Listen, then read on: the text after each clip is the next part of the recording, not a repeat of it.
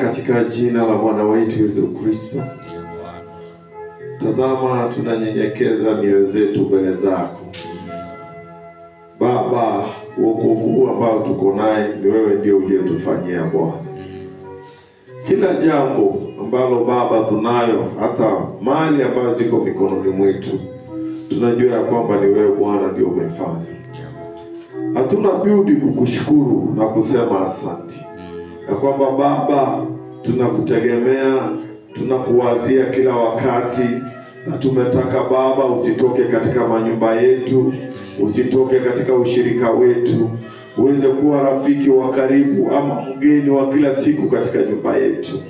Baba, nimezungumza na kanisa lako nikiwaambia kwamba lazima wawe tayari, kwa sababu dalili za kuja kwako zinaonesha.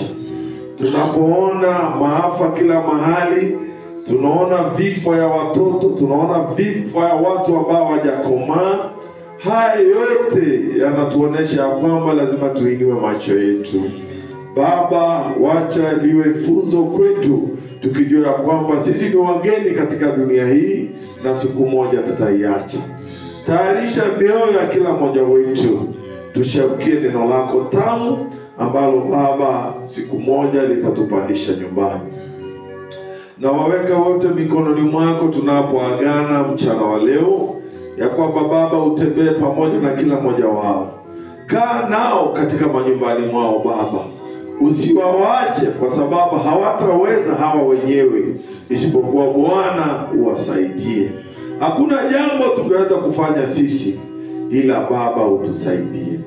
Baba, naomba kwa unyenyekevu ya kwamba kanisa hili la Kebehi, Baba Mungu, utatushikilia na utatufanya tuwe katika umoja wa roho kama vile wewe ulivyo moja na Baba.